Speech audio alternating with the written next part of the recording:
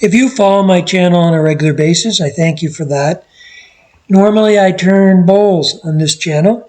This week I'll be doing a cutting board.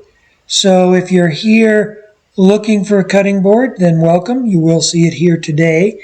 But if you're here watching a cutting board and would like to learn more about turning bowls, then please subscribe to my channel and look forward to seeing you back here again next week.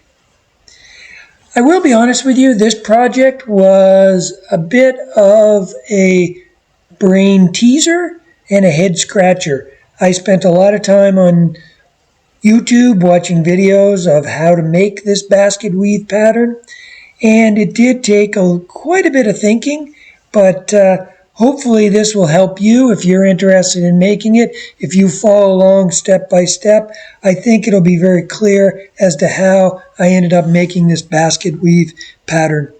So the first step is to mill up the Purple Heart. Fortunately, I had a 2-inch thick piece of Purple Heart here, so I'm just passing it through the bandsaw to make 1/4-inch strips.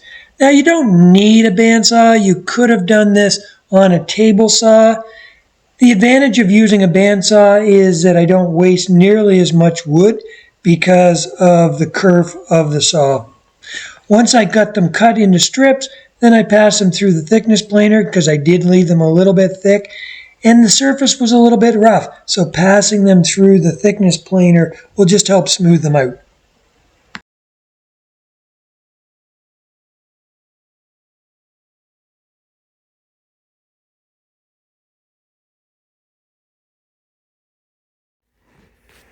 So here is my 12 pieces of Purple Heart milled up. So they're plenty long. So this will be the length of the cutting board. And I have 12 of those milled up. The next thing I'm going to do is mill up the maple.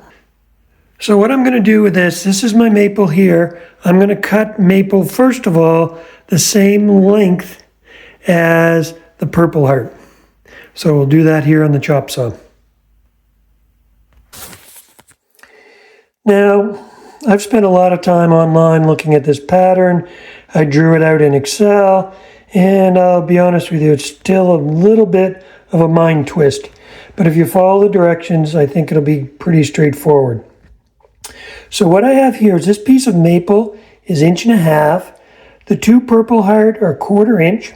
So when I glue these two together like this, that's going to give me 2 inches.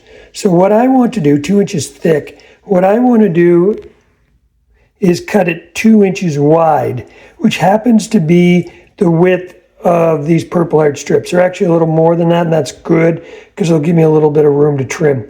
So what I'm going to do now is rip these maple boards to the same width as the Purple Heart, so that when I glue these Purple Heart strips to the outside of the maple, I'll end up with a perfect square. And that's the starting point. And as long as you end up with 2 Purple Heart, or whatever you're using for dark contrasting wood, on the outside of the lighter wood, in this case, and it ends up to be a perfect square, then everything should work out for you from there. So here I'm setting my saw up to cut the maple board. So again, I put the Purple Heart in there as a gauge because I want to cut the maple the same width as the Purple Heart. So here I'm just doing that on my table saw, and I'll get as many strips out of this maple blank as I can. Fortunately, I could get 3 with very little wastage. So again, this is going to be my starting block. It's going to be a strip of maple with 2 Purple Hearts glued up on either side. So this is the first glue up. It's going to be 2 pieces of the dark wood, in this case Purple Heart, glued up on either side of the maple, as I mentioned. But that can all be glued up into one board. So that's the first glue up. Now, when I say all glued up in one board, there will be no glue between the back-to-back pieces of Purple Heart. So I'll be able to separate these still into 6 separate strips, but I'll just glue them up at one time. In case anyone's wondering what that shadow is, that is my supervisor. So here I am just gluing up the Purple Heart onto the maple strip. I am using Tight Bond glue, which is a good waterproof glue. Just spreading it out here. You can see the Purple Heart does have some burn marks on it where I put it through the planer. That's not critical because they're being glued up and you'll never see those. Where this is an end grain cutting board, you'll never see those surfaces at all.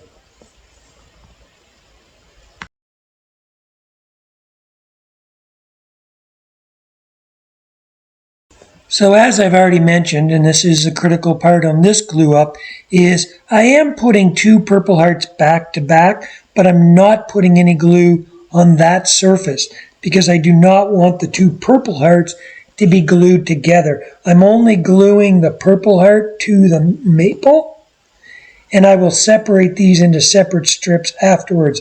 I'm only doing it this way so that I can just use one glue up as opposed to gluing up each individual strip. Here's my 6 maple pieces glued up now. I'm just taking a cloth and wiping off the excess glue. It'll just make the next section of cleanup a little bit easier.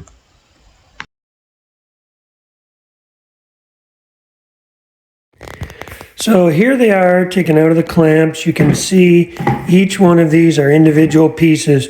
So maple with the 2 Purple Hearts. They're not perfectly flat right now, but that's because there's a little bit of glue on here I've got to clean up. But they are square, and that's the important thing, that this dimension is equal to this dimension. So I do have to clean them up and then get ready for the next glue up. And this is where the magic starts to happen, because the next glue up is going to look like this. So you turn every other one, so that's important. The other thing is you need an even number of strips so that you have a piece of Purple Heart on this side, dark wood again, not necessarily Purple Heart, dark wood on the outside face of this, maple on the outside face of this, and alternating between the dark wood and the light wood. So that's what's important at this step. That will be the next glue up. But just one more follow-up. If I were to thin any one of these out, remember I've got to rotate them, so this is why they need to be square. So if I were to thin this out so it's not as thick, when I go to turn it over, it's got to match this piece. So if I thin this out, then it's no longer going to match this piece. So I do have to be careful because I don't want to have to thin this dimension down, because then this will get thinner and that would show up if this one was thinner than this one, for example. I know that may be confusing, but I think if you continue to follow along, it'll be clear. The main thing is that they're square. So this is glue up number 2, and I've rotated every second piece, and you can see that here, the pattern that it makes.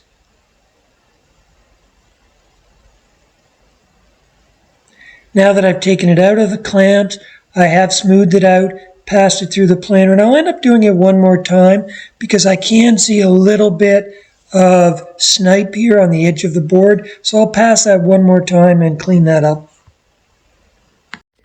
So the last time you saw the cutting board, it looked like this.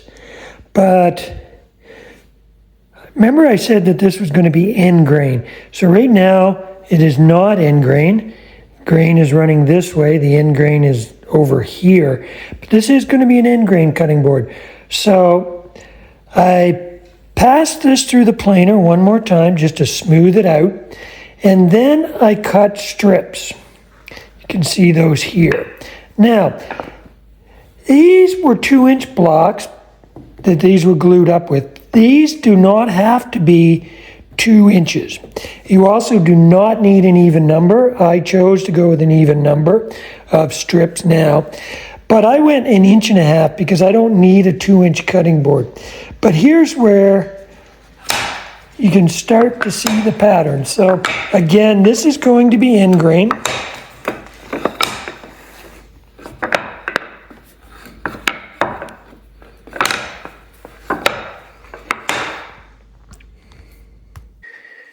Now we're looking at the end grain, and this is going to be the surface of the cutting board. But here's the money shot. It's when I take these and I flip every other one end over end.